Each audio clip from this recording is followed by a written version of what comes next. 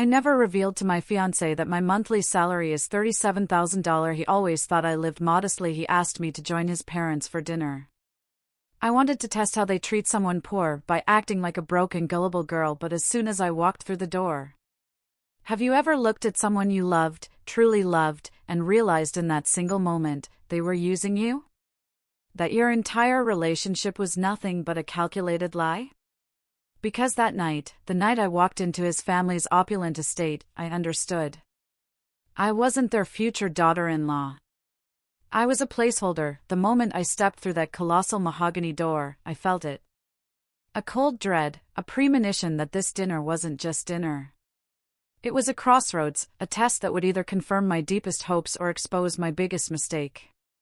Patricia Whitmore, Marcus's mother, looked at me, and her face twisted into something sharp, something between a smile and a sneer, like she'd just bitten into a lemon while trying to hold a perfect pose. Her eyes, cold and assessing, traveled down my simple navy dress, my modest flats, my drugstore earrings. I could practically hear the click-whir of her brain calculating my worth and finding it non-existent. She leaned in close to Marcus, my fiancé, and whispered. She thought I couldn't hear. But I heard every single word. She looks like the help who wandered in through the wrong entrance, she hissed. And in that instant, a quiet fire ignited in my gut. Oh, this evening was going to be very interesting indeed. My name is Ella Graham, I'm 32 years old, and I have a confession.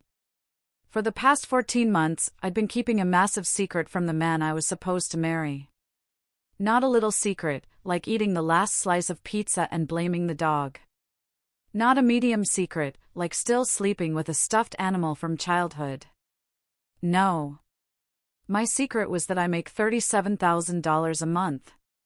Before taxes, it's even more obscene. After taxes, it's still the kind of number that makes accountants do a double take and ask, "Are you sure there isn't a mistake?" I'm a senior software architect at one of the biggest tech companies in the Pacific Northwest. I've been writing code since I was 15, sold my first app at 22, and have been climbing that corporate ladder ever since. I hold 3 patents. I've spoken at international conferences. I have stock options that would make your eyes water. And Marcus? Marcus thought I was an administrative assistant who could barely afford her rent. I never actually lied to him, not directly. When we met at a coffee shop 14 months ago, he asked what I did. I said I worked in tech. He nodded, like he understood, then asked if I handled scheduling for executives. I just smiled and said something vague about supporting the team. He filled in the blanks himself, painting me into the picture he expected. And I just never corrected him. Why would I do that? Why would I let the man I was dating, the man I was falling in love with, believe I was struggling financially when I could have bought his car 10 times over? Because I learned something a long time ago, from the most important person in my life, my grandmother. She raised me after my parents passed when I was 7. She lived in a modest house, drove an older car, shopped at regular grocery stores, and never wore anything flashy. She taught me to cook simple meals, to appreciate small pleasures, and to never, ever judge my worth by the number in my bank account. What I didn't know until she passed when I was 24 was that my grandmother was worth several $1,000,000. She had built a small business empire in her youth, invested wisely, and chose to live simply because she believed that character was more important than appearance. She left me everything, along with a letter I still keep in my nightstand. In that letter, she wrote something I've never forgotten. She said, "A person's true character only shows when they think no one important is watching. When they believe you have nothing to offer them. When they think you're beneath their notice. That's when you see who they really are."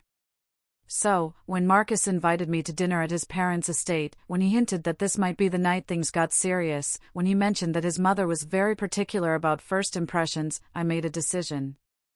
I would give the Whitmore family the test my grandmother had taught me. I would show up as the simple, unassuming woman they expected. I would wear modest clothes, drive my old car, and speak humbly about my circumstances. And I would watch. I would watch how they treated someone they thought couldn't help them, someone they thought was beneath them, someone they thought had nothing to offer.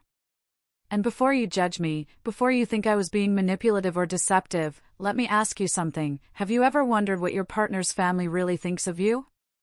Have you ever had that nagging feeling that the smiles are fake and the compliments are hollow? Have you ever wanted to know the truth, even if it might hurt? I wanted to know. I needed to know. Because I wasn't just considering marrying Marcus, I was considering marrying into his family. And families, as my grandmother also taught me, are forever. Quick, subtle music transition. Okay, now, before I go on with this story, if you're enjoying this so far, would you please hit that like button and drop a comment telling me where you're watching from and what time it is there? I love reading those comments, seeing people from all over the world tuning in at all hours. It means more to me than you know. All right, back to the story.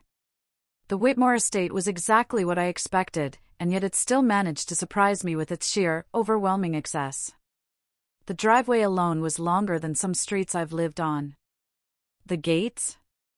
Wrought iron with gold accents, because apparently, regular iron wasn't pretentious enough. The lawn was manicured with the kind of precision that suggested someone measured each blade of grass with a ruler. As I drove my 12-year-old Subaru Outback up that pristine driveway, I caught a glimpse of myself in the rearview mirror. Simple makeup, hair pulled back in a low ponytail, my grandmother's small gold studs, the only jewelry I wore. I looked exactly like someone who didn't belong here. Perfect. Marcus met me at the door with a kiss that felt slightly performative, like he was doing it for an audience. His eyes flicked to my dress, my shoes, my lack of accessories, and I saw something in his expression I'd never noticed before. Embarrassment. He was embarrassed by how I looked. I filed that observation away for later. Inside, the house was a monument to new money trying desperately to look like old money. Crystal chandeliers hung from every ceiling. Oil paintings in gilded frames lined the walls, though I noticed they were prints, not originals. The furniture was expensive but uncomfortable looking, chosen for appearance rather than function. And there, standing in the foyer like a queen surveying her kingdom, was Patricia Whitmore. She was in her early 60s, with a face that had clearly seen several excellent surgeons. Her blonde hair was styled in a perfect helmet that probably required industrial-strength hairspray. Her dress was designer, her jewelry was real, and her smile was absolutely, completely fake. She extended her hand to me like she was granting an audience. I shook it and felt the limpness, the dismissal, the complete lack of warmth. Then she made that comment to Marcus, the one about me looking like the help, and I just smiled, pretending I hadn't heard a thing. The evening was indeed about to get very interesting. If I'd known what I was truly walking into that night, I might have worn armor instead of a navy dress. But then again, I've always believed that the best armor is information. And I had done my research. The Whitmore family owned a chain of car dealerships across 3 states. Not the flashy luxury brands you see in movies, but respectable mid-range vehicles appealing to regular families.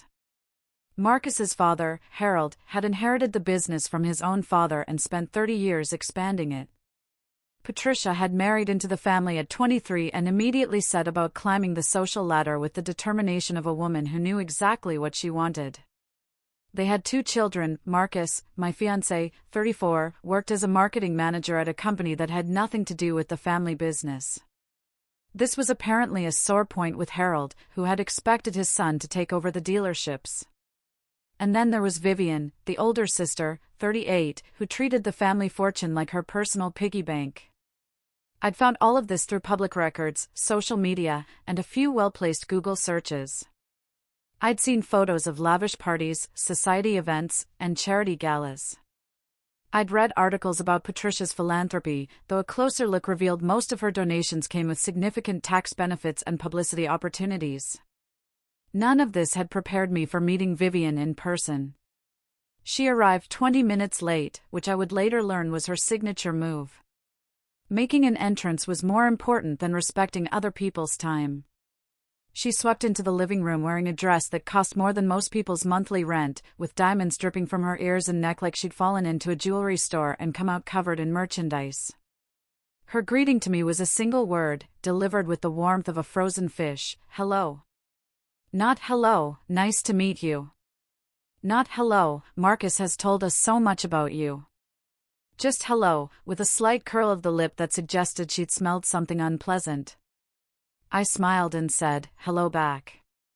She turned to her mother and began a conversation that pointedly excluded me, discussing some charity event and whether the florist had been fired yet for last month's debacle.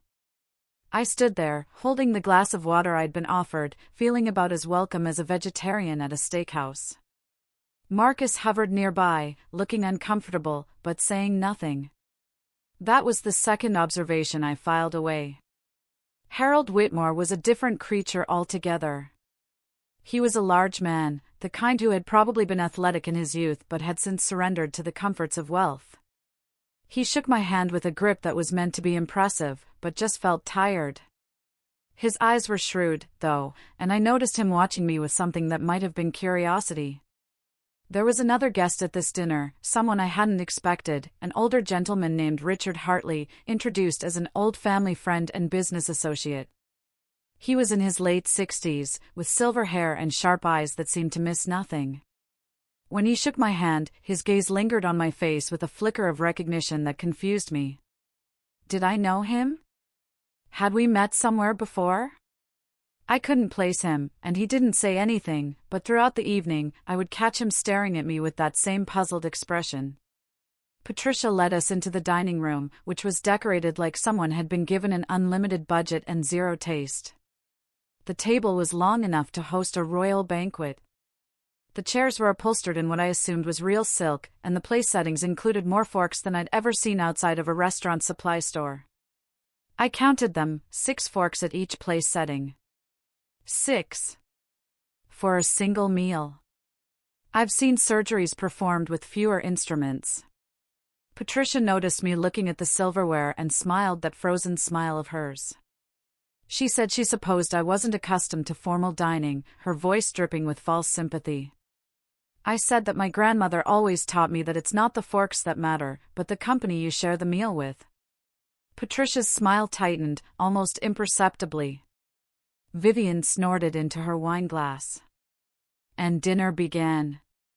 The first course was some kind of soup that I couldn't identify but that probably cost more per bowl than my weekly grocery budget. Patricia used this time to begin what I would later think of as the interrogation. She asked where I had grown up, and I said a small town in Oregon, which was true. She asked about my family. I said my grandmother had raised me, also true. She asked what my parents did. I said they had passed when I was young. Patricia made a sound that was supposed to be sympathetic but came out sounding like a drain unclogging. She said, how difficult that must have been, growing up without proper guidance. I replied, my grandmother provided all the guidance I ever needed. Vivian leaned forward, her diamonds catching the light from the chandelier overhead. She asked what my grandmother had done for a living. I said she had been a businesswoman. Vivian's eyebrows rose slightly. What kind of business? She pressed. I said, small ventures, nothing too exciting. The truth, of course, was that my grandmother had built a company she eventually sold for several $1 million. But that wasn't the kind of truth that would serve my purpose tonight. Patricia moved on to the next topic. She asked about my current job. I said I worked in tech. She asked if I was a secretary. I said I was more of a support role. Patricia nodded knowingly, as if this confirmed everything she had already decided about me. She said, oh, that's nice. Every team needs support staff. Marcus shifted uncomfortably in his chair but still said nothing. And that's when Vivian decided to bring up Alexandra. Alexandra. The name dropped into the conversation like a stone into still water, sending ripples across the table. Vivian said the name so casually, as if she were mentioning the weather or the quality of the soup. She said she'd run into Alexandra last week, that she was doing wonderfully, that her family's business was thriving. I watched Marcus's face carefully. Something flickered there, quickly hidden. Guilt? Nervousness? It was gone before I could identify it. Patricia picked up the thread with the enthusiasm of someone who had been waiting for this opportunity. She said Alexandra had always been such a lovely girl, so accomplished, so well suited to their family's lifestyle. She had been Marcus's girlfriend for 3 years. Did I know that? I said I didn't.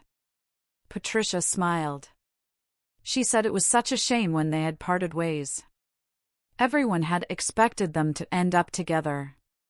Alexandra's family owned an import company that dealt in luxury vehicles, which would have been such a perfect match for the Whitmore dealerships. The implication was clear: Alexandra had been the right choice. I was not. I looked around the dining room and noticed for the first time that there were photographs on the wall behind me. I turned slightly in my chair and saw a gallery of family moments, Christmases, birthdays, graduations. And in at least 4 of those photographs, a beautiful dark-haired woman stood next to Marcus, her arm linked through his, her smile radiant. Alexandra. Patricia followed my gaze and said nothing, but her satisfaction was almost palpable. Vivian twisted the knife a little deeper. She said Alexandra was still single, actually. Such a surprise that no one had snatched her up yet, almost like she was waiting for something, or someone. I turned back to the table and smiled. I said, "She sounds like a remarkable woman." This was clearly not the response Vivian had expected. She blinked momentarily, thrown off balance. Patricia recovered first. "Yes, Alexandra is remarkable," and then, with the subtlety of a sledgehammer, she added that she hoped I wouldn't feel too out of place in their world. Given my more modest background. I asked what she meant by modest. Patricia's smile grew teeth. She said she understood that not everyone was born into certain advantages, that some people had to work ordinary jobs and live ordinary lives, that there was no shame in being common. Common. She had called me common. I felt something shift inside me. A cold, hard resolve settling. But I kept my expression neutral. I had come here to learn the truth about these people. And the truth was becoming very clear indeed. Marcus finally spoke up. He said his mother didn't mean anything by that, that she was just being protective of him. Patricia patted his hand and said, "Of course, I'm protective.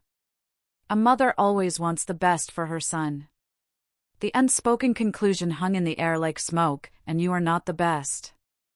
Harold cleared his throat and attempted to change the subject. He asked about my hobbies, whether I had any interests outside of work. I said I enjoyed reading, hiking, cooking simple meals, nothing fancy. Vivian laughed and said, "That's adorable, like a child listing their favorite activities." Richard, the family friend, spoke for the first time since we'd sat down. He said he thought there was something to be said for simple pleasures, that his own grandmother had lived a modest life and been the happiest person he had ever known. Patricia shot him a look that could have curdled milk. Richard ignored her and continued, looking at me with that strange, searching expression. He asked what my grandmother's name had been. I said, "Margaret Graham." Richard's eyebrows rose slightly, but he said nothing more, just nodded thoughtfully and returned his attention to his soup. The rest of dinner continued in much the same way. Patricia and Vivian took turns asking questions designed to remind me of my place, which in their minds was somewhere far beneath them. Marcus occasionally made weak attempts to defend me, but his heart clearly wasn't in it. Harold stayed mostly silent, watching the proceedings with the tired resignation of a man who had learned long ago that arguing with his wife was pointless. And through it all, Richard watched me. By the time dessert arrived, I had learned everything I needed to know about the Whitmore family. They were snobs of the highest order, the kind who measured human worth in dollars and social connections. They saw me as an obstacle to be removed, a problem to be solved, a mistake Marcus had made that needed correcting. But I had also learned something else, something I hadn't expected. Marcus was not the man I had thought he was. The Marcus I had fallen in love with was kind and attentive and seemed genuinely interested in me as a person. But this Marcus, the one who sat at his mother's table and let her tear me apart without a word of real protest, was someone different. Someone weaker. Someone who cared more about his family's approval than about defending the woman he claimed to love. I wondered which one was the real Marcus. I was about to find out. Short, sharp music cue, a sense of building tension. After dessert, Patricia announced that we would have coffee in the sitting room. The men drifted toward the windows to discuss business while Vivian excused herself to make a phone call. Patricia said she needed to speak with the housekeeper about something and would join us in a moment. This left me alone with my thoughts, and a perfect opportunity. I excused myself to find the bathroom. Marcus pointed me toward the back of the house, down a long hallway lined with more pretentious artwork. I walked slowly, taking in the details. The house was impressive from a purely financial standpoint, but it felt cold, empty, like a museum no one actually lived in. The bathroom was easy to find, but I wasn't really looking for it. What I was looking for was information, understanding, some clue that would help me make sense of the evening. I found something much better. As I walked past a partially open door, I heard voices. Patricia's voice, and Vivian's. I stopped. Every instinct told me to keep walking, to respect their privacy, to not eavesdrop like a character in a soap opera. But something in Patricia's tone made me pause. Something sharp, urgent. I moved closer to the door, staying in the shadows. Patricia was saying that they needed to deal with this situation quickly, that Marcus couldn't be allowed to make this mistake. Vivian agreed. She said she couldn't believe he had actually brought her here, that she had thought this was just a phase, like his vegetarian period in college. Patricia said this was more serious than a diet. This woman could ruin everything. I felt my heart beating faster, a frantic drum against my ribs. They were talking about me. Of course, they were talking about me. But what came next was what really made my blood run cold. Vivian said the timing couldn't be worse. She said they needed the merger with the Castellano family to go through, and Marcus needed to be with Alexandra for that to happen.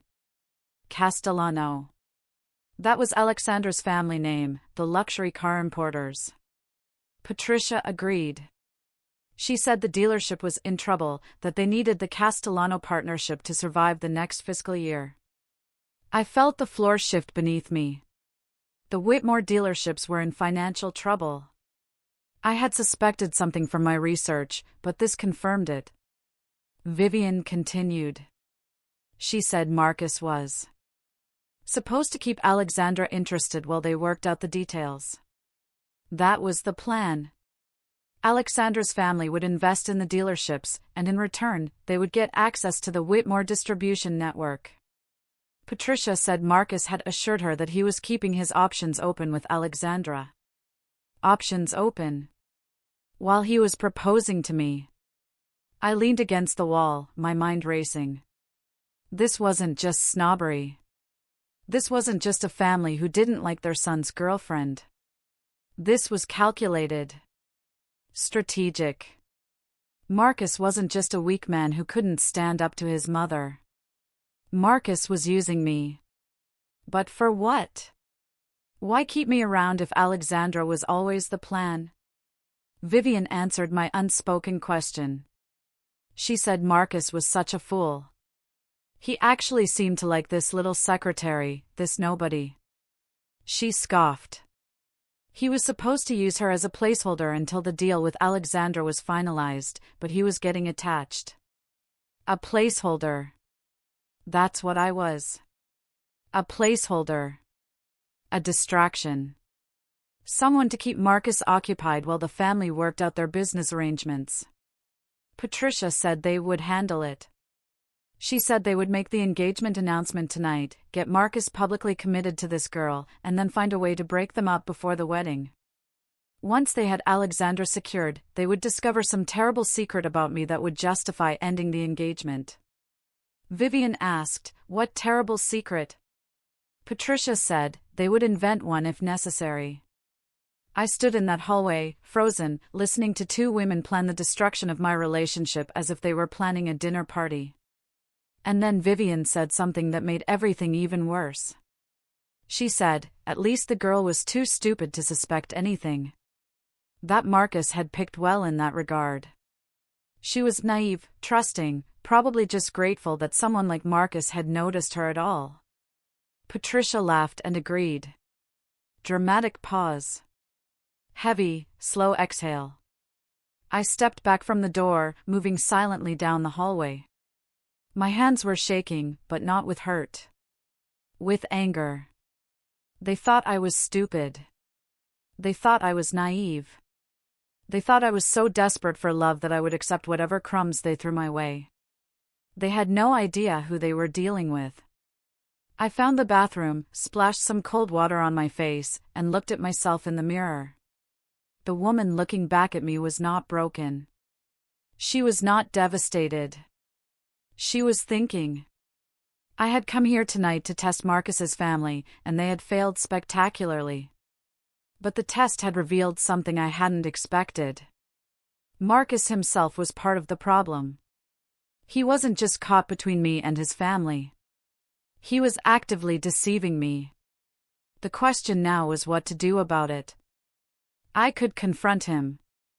I could walk out there right now and tell everyone exactly what I had heard. I could create a scene, expose their plans, and leave this house forever. But that would be too easy. Too quick. They would dismiss me as emotional, dramatic, bitter.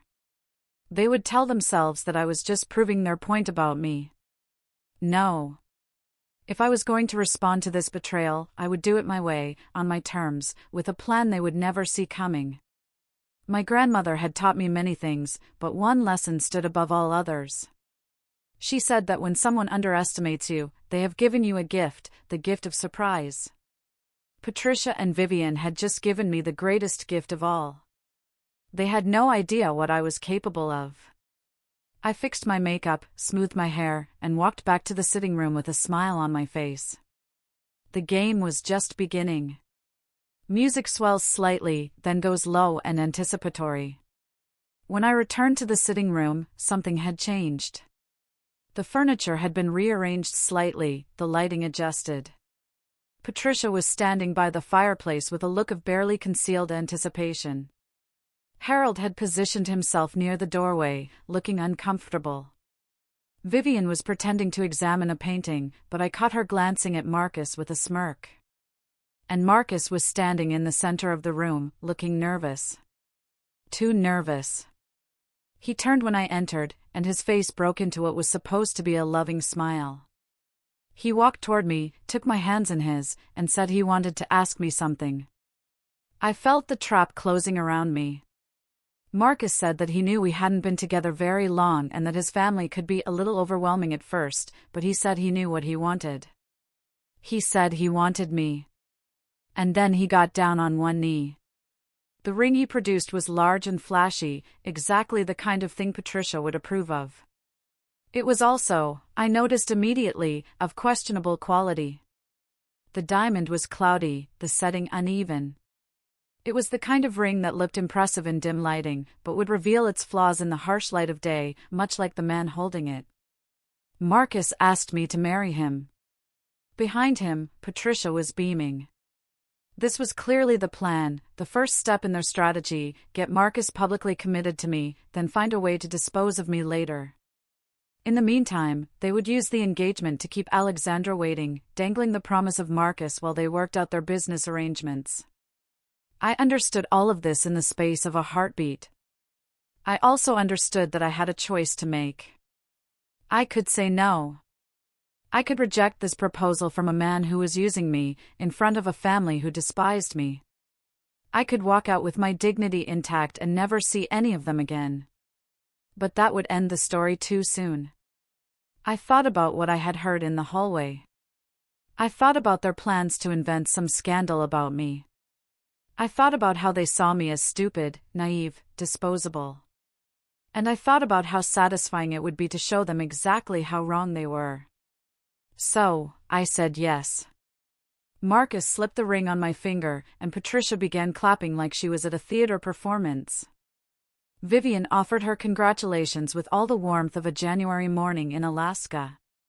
Harold shook Marcus's hand and told him he had done well. Richard caught my eye from across the room. There was something in his expression, something knowing, like he suspected that this story had a few more chapters to go. I smiled at him, and he smiled back. The rest of the evening passed in a blur of champagne and false congratulations. Patricia talked about engagement party planning.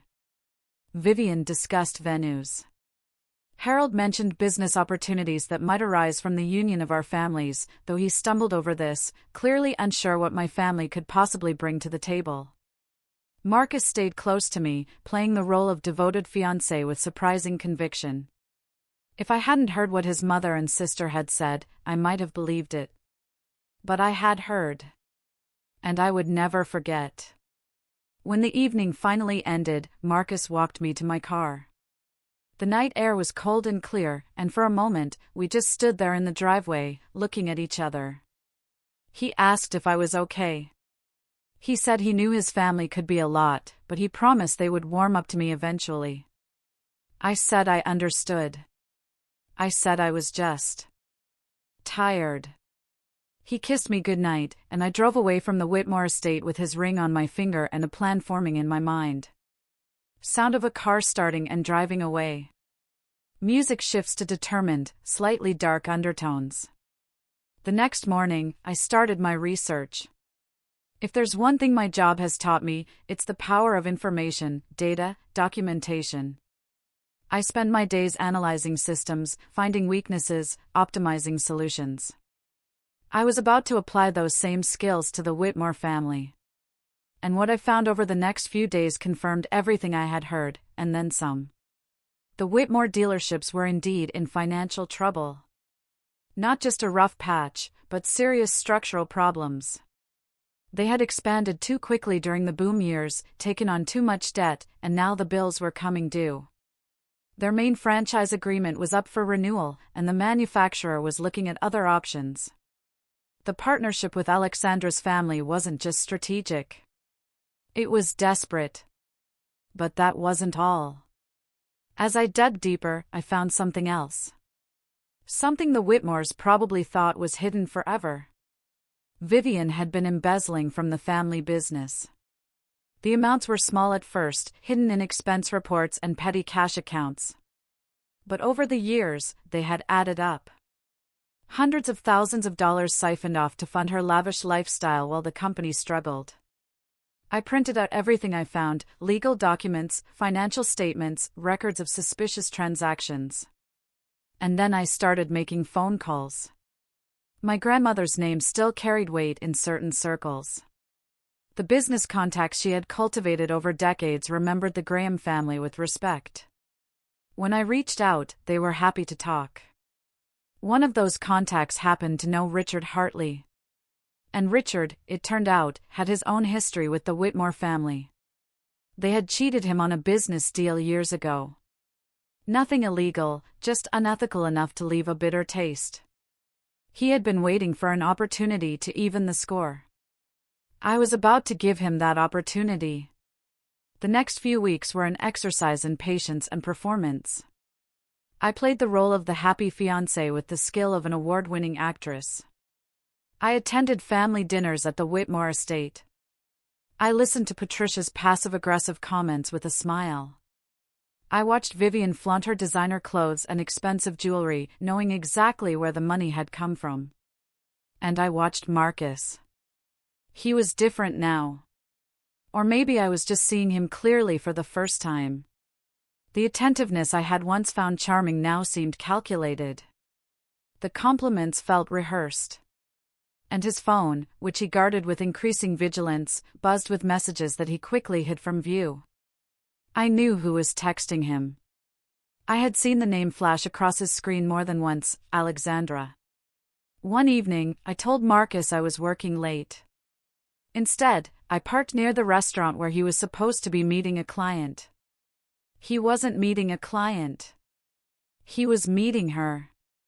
I watched through the window as they sat together at a corner table, their heads close together, their body language unmistakably intimate. At one point, he took her hand across the table. At another, she laughed at something he said and touched his face. I took photographs, not because I needed evidence for any legal purpose, but because I wanted to remember this moment. I wanted to remember exactly who Marcus Whitmore really was. He wasn't just weak. He wasn't just a mama's boy. He was a liar and a cheat, actively maintaining 2 relationships while his family orchestrated the outcome from behind the scenes. The rage I felt in that moment was white-hot and purifying. But I didn't act on it. Not yet. Instead, I went home and added the photographs to my growing file. Richard and I had been meeting regularly, always in secret. He had his own documentation of the Whitmores' questionable business practices. He knew people who had been hurt by their dealings over the years. He was more than willing to help bring them down. But he asked me why. He said he understood his own motivations, but he wanted to know mine. Was this just about revenge, or was it something more? I thought about his question for a long time before I answered. I said it wasn't about revenge. It was about truth. I said the Whitmores had spent their lives using their money and position to manipulate people. They treated anyone they deemed beneath them as disposable. They were raising Marcus to be the same way, and they would keep doing it to others long after I was gone. I said someone needed to show them that their money couldn't protect them from consequences. Richard nodded slowly. He said, "Your grandmother would be proud." That was the moment I knew I had made the right choice. The engagement party was set for 3 weeks later. The Whitmores were hosting it at their estate, inviting everyone who mattered in the business community. Patricia was treating it like a coronation, an opportunity to show off her perfect family to the world. She had no idea what was coming. I spent those 3 weeks preparing. I coordinated with Richard. I made strategic calls to industry contacts. I even reached out to the car manufacturer that was considering dropping the Whitmore dealerships. They were very interested in what I had to share. And then, the night before the party, I did one last thing. I gave Marcus one final chance to be honest. We were sitting in his apartment, going over last-minute details for the party.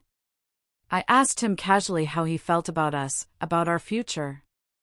He said he was excited. He said he couldn't wait to marry me. I asked if there was anything he wanted to tell me, anything at all. He looked at me with those blue eyes that I had once found so charming. He said there was nothing. He said I was everything he had ever wanted. I asked about Alexandra. His face went pale. He recovered quickly, but I had seen the flash of fear in his eyes. He said Alexandra was just an old friend, nothing more. I nodded and said, I understood. And in that moment, I did understand. I understood that Marcus would never tell me the truth. He would lie to my face for as long as it served his purposes. He was his mother's son, through and through. Tense, dramatic music begins to build slowly. The next evening, I put on a dress from my Real closet, not the modest navy number I had worn to that first dinner. This was designer, elegant, worth more than everything Patricia was wearing combined. I looked at myself in the mirror and smiled. It was time to show the Whitmore family exactly who they had underestimated. The Whitmore estate had been transformed for the engagement party. White tents dotted the manicured lawn. Crystal chandeliers hung from temporary structures, casting prismatic light across the gathering crowd. A string quartet played tasteful classical music near the fountain. Waiters in crisp uniforms circulated with champagne and hors d'oeuvres that probably cost more per bite than some people's hourly wage. Patricia had outdone herself. This wasn't just a party. This was a statement. I pulled up in my usual Subaru, watching the valet's expressions as they tried to reconcile my modest vehicle with the parade of Mercedes and BMWs that had preceded me. One of them actually asked if I was with the catering company. I smiled and handed him my keys. The walk from the parking area to the main tent felt like a runway. With every step, I shed the persona I had been wearing for the past 3 weeks, the nervous girlfriend, the grateful fiancé, the simple woman who should be thankful for Patricia Whitmore's grudging acceptance. Tonight, I was Ella. The real one. My dress was a deep emerald green, custom-fitted by a designer whose name was whispered in fashion circles with reverence. My jewelry was understated, but unmistakable to anyone who knew quality.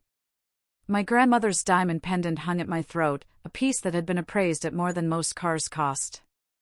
My watch was a limited edition that only 50 people in the world owned. I had spent the past 14 months hiding who I was. Tonight, I would stop hiding. The first person to notice me was a woman I didn't recognize. Someone's wife or girlfriend standing near the entrance to the main tent. She looked at me, did a double take, and then whispered something to her companion. They both stared. I kept walking. The second person to notice was Harold Whitmore. He was greeting guests near the bar, performing his duties as host with the tired enthusiasm of a man who would rather be watching golf. When he saw me, his welcoming smile froze in place. His eyes traveled from my face to my dress to my jewelry and back again, and I watched confusion replace his practiced hospitality. I said good evening and thanked him for hosting such a lovely party. He stammered something about being glad I could make it, his eyes still trying to solve the puzzle I presented. I moved on before he could ask any questions. The main tent was filled with perhaps 100 guests. A carefully curated collection of business associates, society figures, and family friends. I recognized some faces from my research, the regional manager from the car manufacturer, several competing dealership owners, a journalist from the local business publication. And there, holding court near the champagne fountain, was Patricia Whitmore. She was wearing a cream-colored gown that had probably cost a small fortune, though it was clearly off the rack despite her best efforts to suggest otherwise. Her jewelry was impressive by normal standards, but unremarkable by the standards of true wealth. She was laughing at something one of her guests had said, her head thrown back in that practiced way that suggested she had learned to fake amusement at finishing school. She hadn't seen me yet. I collected a glass of champagne from a passing waiter and made my way through the crowd, stopping to introduce myself to several guests along the way. Each interaction followed the same pattern: confusion at my appearance, surprise when I mentioned I was Marcus's fiancé, renewed confusion when my dress, my jewelry, my manner didn't match whatever they had been told about me. Word was spreading. I could see it in the whispers, the sidelong glances, the phones being subtly checked as people tried to figure out who I really was. Good. I finally reached Patricia's circle just as she was finishing a story about her recent charity work. She turned to greet the newcomer with her standard frozen smile, and then her face went through a remarkable transformation. First, confusion. Then, recognition. Then, disbelief. Then, something that might have been fear. She said my name like a question. Ella? I said, "Good evening, Patricia," and thanked her for throwing such a beautiful party. Her eyes were moving rapidly, taking in every detail of my appearance: the dress that cost more than her monthly household budget, the pendant that had been featured in a jewelry magazine, the watch that she had probably never seen outside of an advertisement. She asked where I had gotten these things, her voice carefully controlled, but unable to hide the tremor beneath. I said they were just a few pieces I had been saving for a special occasion. Vivian appeared at her mother's side, summoned by some invisible distress signal. She looked at me, and her expression went through the same journey: surprise, confusion, recognition, disbelief. But Vivian recovered faster. She said the dress was interesting, her voice dripping with false sweetness. She asked if it was a rental. I told her the designer's name. I said he was a friend who had made it specifically for me. The designer's name hit Vivian like a physical blow. This was someone who dressed celebrities, who had a waiting list years long, who didn't make dresses for administrative assistants who could barely afford their rent. She opened her mouth to respond, but nothing came out. I excused myself to find Marcus. As I walked away, I heard Patricia hiss something to Vivian about finding out what was going on. I heard Vivian's confused response, saying she had no idea, that this didn't make any sense. I smiled to myself and kept walking. The first phase of the evening was complete. The seed of doubt had been planted. Now it was time to let it grow. Marcus found me before I found him. He emerged from a cluster of guests near the bar, his face pale and his eyes wide.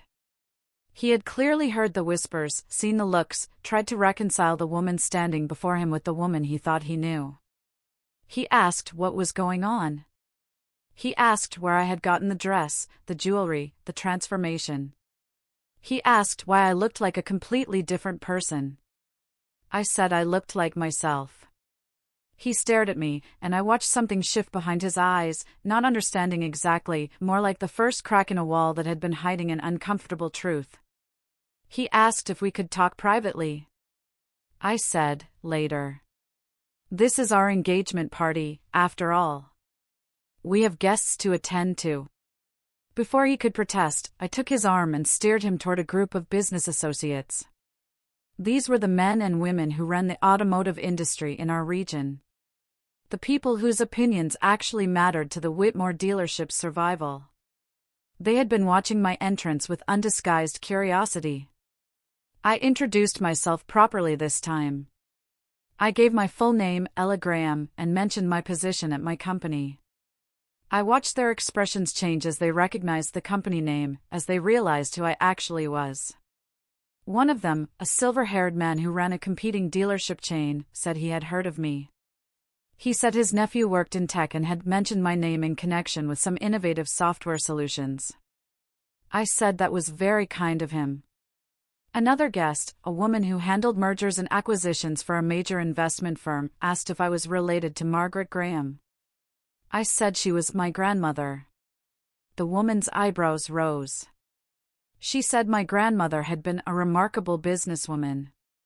She said the Graham name still carried significant weight in certain financial circles. I could feel Marcus tensing beside me. He had no idea what any of this meant. He had never asked about my family. Beyond the most superficial questions. He had assumed poor meant unimportant, and he had never bothered to look deeper. His mistake. The evening continued, and with each conversation, the truth spread further. People were talking, checking their phones, confirming details. The narrative was shifting beneath the Whitmore's feet, and they didn't know how to stop it. Richard arrived about an hour into the party. He found me near the rose garden, momentarily alone, while Marcus was pulled away by his father for some urgent conversation. Richard said the manufacturer's representative is here. He said the man had been very interested in the documentation Richard had shared with him earlier in the week. I asked if he was ready. Richard said he had been ready for years. We talked for a few more minutes, finalizing the details of what would happen next. Then Richard melted back into the crowd, and I returned to my role as the happy fiancé. Patricia found me next. She had regained some of her composure, though I could see the strain around her eyes. She pulled me aside with a grip that was stronger than necessary and demanded to know what I was doing. I asked what she meant. She said I knew exactly what she meant. She said the dress, the jewelry, the stories I was telling people about my grandmother and my job. She said she wanted to know what my game was. I said there was no game. I said I was simply being myself. She said that was impossible. She said Marcus had told her about my circumstances. She said I was a secretary who lived in a studio apartment and drove a car that belonged in a junkyard. I said Marcus had made certain assumptions. I said I had never actually told him those things. Patricia's face went very still. I said I worked in tech, which was true. I said I had a support role, which was also true since architects support the development teams. I said I had never claimed to be poor. I said I had simply never corrected their assumptions. She asked, why? I looked at her directly. I said, my grandmother taught me that a person's true character only shows when they think no one important is watching. My voice was calm, but the words were ice. I wanted to know who the Whitmore family really was. Patricia's face drained of color. Now I knew. Before she could respond, the string quartet stopped playing. Harold Whitmore's voice came over the speaker system, announcing that it was time for the official toasts and speeches. Patricia looked at me with something that might have been fear. I smiled and walked toward the stage. The main event was about to begin. Music becomes powerfully dramatic, building to a climax. The stage had been set up at the far end of the main tent, decorated with flowers and soft lighting. It was probably meant to be romantic, but instead felt like a spotlight waiting for its moment. Harold stood at the microphone, welcoming guests and thanking them for coming to celebrate this special occasion. He talked about family, about tradition, about the importance of strong partnerships in both business and life. His eyes kept darting to Patricia, who was making her way through the crowd toward the stage with the determination of a general approaching a battlefield. She reached the microphone just as Harold was finishing his remarks. She took over smoothly, her composure firmly back in place, her smile as frozen and perfect as ever. She said she was so pleased to welcome everyone to this celebration of her son's engagement. She said Marcus had found himself a wonderful young woman, someone who would be a perfect addition to the Whitmore family. She said they had exciting plans for the future, plans that would ensure the Whitmore legacy continued for generations to come. Then she began to hint at business opportunities. She talked about growth and expansion. She talked about new partnerships and strategic alliances. She talked about the Whitmore dealerships entering an exciting new chapter. I watched the manufacturer's representative shift uncomfortably. I saw Richard catch his eye and nod, almost imperceptibly. Patricia was building towards something. She was using this engagement party as a platform for some kind of business announcement. Probably related to the Castellano merger that was supposed to save their company. She called Marcus to the stage. He climbed the steps, looking nervous, though he was trying to hide it behind his practiced smile. He stood beside his mother and looked out at the crowd, searching for me. His expression was complicated. Patricia said there was one more person who should be on this stage. She said she wanted to welcome her future daughter-in-law, the woman who had captured her son's heart. She said my name, and the crowd turned to look at me. I set down my champagne glass and walked toward the stage. The tent was silent except for my footsteps. Every eye was on me. The whispers had done their work. Everyone knew that something was happening, that this engagement party was about to become something else entirely. I climbed the steps and stood beside Marcus. He reached for my hand, but his grip was uncertain, questioning. Patricia handed me the microphone with a smile that didn't reach her eyes. She said she was sure I wanted to say a few words. I looked at the microphone in my hand. I looked at Marcus. I looked at Patricia, who thought she was in control. I looked at the crowd, filled with people who could make or break the Whitmore family's future. I said, yes, I did want to say a few words. And then I began to speak. My voice was clear, unwavering. I want to thank Patricia for the warm welcome she's given me. A ripple went through the crowd. And I want to acknowledge the Whitmore family for showing me exactly who they were over the past few weeks. Patricia's smile flickered. When I first came to this house, I made a decision. I decided to let the Whitmores see a simple version of me. A woman without expensive clothes or impressive credentials. A woman they might consider beneath their notice. The crowd was utterly silent. I wanted to see how they would treat someone they thought couldn't help them. Someone they thought had nothing to offer. Someone they thought was, in Patricia's words, common. Patricia's face went white. What I found was illuminating. I described the dinner where I had been compared unfavorably to my fiancé's ex-girlfriend. I described the whispered insults Patricia thought I couldn't hear. I described being called the help, being called common, being called a gold digger by people who knew nothing about me. Marcus was staring at me now, his face a mask of horror. And then I heard something I wasn't supposed to hear. I described a conversation in the study. I described Vivian and Patricia discussing how to remove me from Marcus's life. I described learning that I was just a placeholder.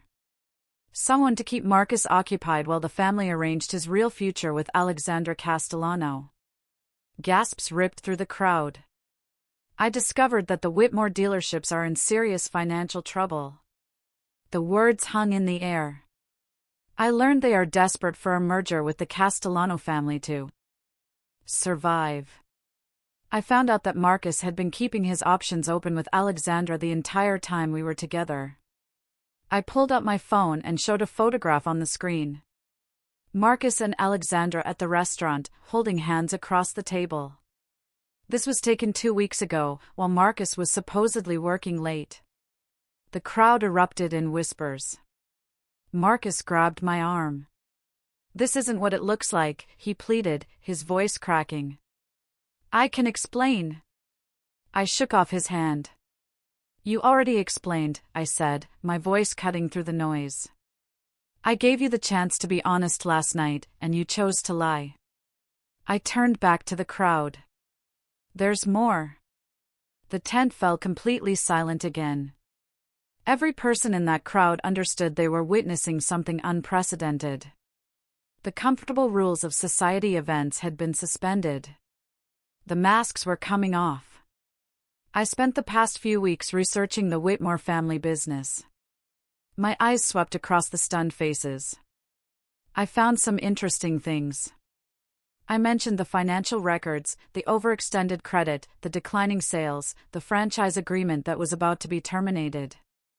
Harold Whitmore's face had gone gray. I also found evidence of something more serious. I looked directly at Vivian, who was standing near the back of the tent, frozen in place like a deer caught in headlights. Vivian Whitmore has been embezzling from the family company for years. The amounts started small but grew over time. The total is now in the hundreds of thousands of dollars. Vivian's husband turned to look at her with an expression of pure shock. "That's a lie!" Vivian shrieked, her voice shrill.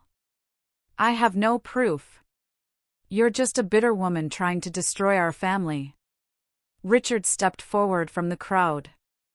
He said he had proof. He walked toward the stage carrying a folder that I knew contained years of documentation, bank records, expense reports, transaction histories. Everything needed to prove exactly what Vivian had done. He handed the folder to the manufacturer's representative, who had moved closer to the stage with the look of a man whose worst suspicions were being confirmed. Richard said he had been waiting a long time for this moment. He said the Whitmores had cheated him on a business deal 15 years ago, and he had never forgotten. He said when Ella had approached him with evidence of their current misdeeds, he had been happy to contribute what he knew. Patricia found her voice. "This is outrageous," she cried, her composure finally shattering. "We have no right to make these accusations. We'll sue you for defamation." I met her gaze. "You're welcome to try," I said. "Everything I've shared is documented and verifiable. The financial records are public information, available to anyone who knows where to look. And the evidence of Vivian's embezzlement has been compiled from sources that will hold up in any court." I looked at Marcus, who was still standing beside me, looking like a man whose entire world had collapsed. "There's one more thing." I reached up and removed the engagement ring from my finger. The cloudy diamond caught the light, revealing all its flaws. "I will not be marrying Marcus Whitmore." My voice resonated through the silent tent. "I never intended to. Not after I learned the truth about him and his family." I said the only reason I had said yes to his proposal was to give them enough rope to hang themselves. I handed the ring back to Marcus. "You should give it to Alexandra," I told him. "She's clearly the one you actually wanted." Marcus's face crumpled. "That's not true," he stammered. "I had feelings for you. The thing with Alexandra was just business, something my mother arranged. That's exactly the problem, I said, my voice hardening. You let your mother arrange your life, your relationships, your future. You never once stood up for me when your family attacked me. You lied to my face about Alexandra, even when I gave you the chance to be honest. A man who can't be honest with the woman he claims to love is not a man I want to marry. The crowd was absolutely silent. I turned to face them one final time.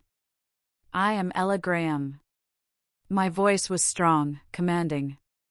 I am a senior software architect who has built a career through hard work and integrity. I make more money in a month than most people make in a year, and I live simply because my grandmother taught me that wealth is not the measure of a person's worth. I looked directly at Patricia. The Whitmores have shown me their true character. They have revealed themselves as people who judge others by their bank accounts and social status. They treated me with contempt because they thought I had nothing to offer them. That, I concluded, is the kind of character that will eventually destroy them, with or without my help. I set the microphone down on the podium, a soft click echoing through the tent, and walked off the stage. The crowd parted for me like water. No one spoke. No one tried to stop me. Behind me, I heard the chaos begin. I didn't look back as I walked through the tent, but I could hear everything. Patricia's voice, high and desperate, trying to salvage the situation. She was saying there had been a misunderstanding, that I was clearly disturbed, that none of what I had said was true. But the damage was done. I could hear the manufacturer's representative speaking into his phone, his voice clipped and professional. I could hear other guests murmuring, some already heading for the exits, wanting to distance themselves from the disaster unfolding before them. I reached the edge of the tent and paused. Vivian had cornered her husband near the bar, trying to explain, trying to justify. His expression was stone. He was looking at her like he had never seen her before, like the woman he had married had been replaced by a stranger wearing her face. Harold was slumped in a chair, his head in his hands, the patriarch of the Whitmore empire brought low by the exposure of secrets he had probably suspected but never wanted to acknowledge. And Marcus. Marcus was standing alone on the stage, the rejected ring still clutched in his hand. He was looking at me with an expression I couldn't quite read. Anger, grief, regret. It didn't matter anymore. Dramatic music fades, replaced by a sense of calm resolution, perhaps a return to the melancholic piano but with a stronger, hopeful feel. I walked out of the tent and into the cool night air. The stars were bright overhead, indifferent to the human drama playing out beneath them. I took a deep breath, filling my lungs with air that felt cleaner, somehow lighter. Richard found me by the fountain a few minutes later. He said it was done. He said the manufacturer had already made the call. The Whitmore dealerships would lose their franchise agreement by the end of the month. I asked if he felt satisfied. He said satisfaction wasn't quite the right word. He said it felt more like relief. Like a debt that had finally been paid. I understood what he meant. He asked what I would do now. I said I would go home. I said I would sleep well for the first time in weeks. I said I would wake up tomorrow and continue building the life I had created for myself. The life that had nothing to do with Marcus Whitmore or his family. Richard nodded. He said my grandmother would have been proud of me tonight. I felt tears prick at my eyes, unexpected and unwelcome. I said, I hope so. He handed me a business card. He said if I ever needed anything, I should call. He said he owed me one. I tucked the card into my purse and thanked him. Then I walked to the valet station, collected my old Subaru from a very confused attendant, and drove away from the Whitmore estate for the last time. In my rearview mirror, I could see guests streaming out of the tent, the party dissolving into chaos. I could see Patricia gesturing wildly, still trying to control a narrative that had slipped completely beyond her grasp. I turned my eyes back to the road and didn't look again. The drive home was quiet. I didn't turn on the radio. I didn't call anyone. I just drove through the night, letting the miles put distance between me and everything that had happened. When I finally reached my modest apartment, I sat in the car for a long moment before going inside. I thought about Marcus, about the man I had believed he was and the man he had turned out to be. I thought about how close I had come to marrying him, to binding my life to his, to becoming part of a family that would have treated me with contempt forever. I thought about my grandmother and the lesson she had taught me about character and worth. And I thought about the future, my future, the one I would build for myself on my own terms, with people who valued me for who I was rather than what I could give them. I got out of the car and went inside. My apartment was small and simple, just the way I liked it. I made myself a cup of tea, changed out of my designer dress, and sat by the window in my old, comfortable robe. The city lights sparkled below me. Thousands of lives playing out in thousands of windows. I was just one of them. Nothing special, nothing extraordinary. And that was exactly how I wanted it. 1 week later, I was sitting at my kitchen table with my morning coffee when my phone buzzed with a news alert. The headline read, "Whitmore Automotive facing closure after franchise termination." I read the article slowly, absorbing the details. The manufacturer had officially ended their partnership with the Whitmore dealerships, citing concerns about financial management and ethical practices. Without the franchise agreement, the dealerships couldn't sell new vehicles. Without new vehicle sales, the business couldn't survive. The article mentioned that several former business partners had come forward with their own complaints about the Whitmore family's practices. It mentioned that an internal investigation had revealed financial irregularities that were now being reviewed by authorities. It mentioned that Vivian Whitmore had been asked to step down from her position in the company pending further inquiry. It did not mention me. I had asked Richard to keep my name out of it, and he had honored that request. The story would be about the Whitmore's own misdeeds, not about the woman who had exposed them. I didn't want fame or recognition. I just wanted the truth to come out. And it had. I finished my coffee and looked around my small kitchen. The same kitchen I had been sitting in a month ago when I had first driven to the Whitmore estate to meet Marcus's family. The same kitchen where I had made the decision to test them, to see who they really were beneath their polished surface. So much had changed since then, and so much had stayed exactly the same. My phone buzzed again. This time, it was a text from Marcus. He said he needed to see me. He said he could explain everything. He said he had made mistakes, but he still cared about me. He asked if we could meet for coffee, just to talk. I looked at the message for a long moment. Then I deleted it without responding. Some doors, once closed, should stay closed. I stood up and walked to my window, looking out at the morning sun rising over the city. It was going to be a beautiful day. A day for new beginnings. For moving forward. For building something better. My grandmother's pendant hung at my throat, warm against my skin. I touched it gently, thinking about the woman who had taught me everything I knew about character and worth. She had lived her life simply, not because she had to, but because she understood that the things that truly matter can't be bought: love, integrity, self-respect. The knowledge that you have acted according to your principles, even when it would have been easier to compromise. The Whitmores had thought they could buy their way through life. They had believed that money and status made them better than everyone else. Entitled to treat people however they wanted, without consequences. They had been wrong. I turned away from the window and got ready for work. My regular job, at my regular company, doing the work I loved, with people who respected me for my skills and character, rather than my bank account. The story of the Whitmore family would continue to unfold in the coming weeks and months. There would be investigations and legal proceedings. There would be consequences and repercussions. The empire they had built on a foundation of arrogance and deception would crumble piece by piece. But that was their story now, not mine. My story was just beginning. And it would be written on my own terms, in my own words, according to my own values. That was the lesson my grandmother had taught me. That was the truth I had carried with me through every moment of the past month. A person's worth isn't measured by their bank account or their social status or the opinions of people like Patricia Whitmore. It's measured by their character. By the choices they make when no one is watching. By the way they treat people who can't do anything for them. The Whitmores had failed that test completely. And I had finally found the answer I had been looking for. The answer was that I didn't need their approval. I didn't need Marcus's love. I didn't need anyone's validation to know my own worth. What about you?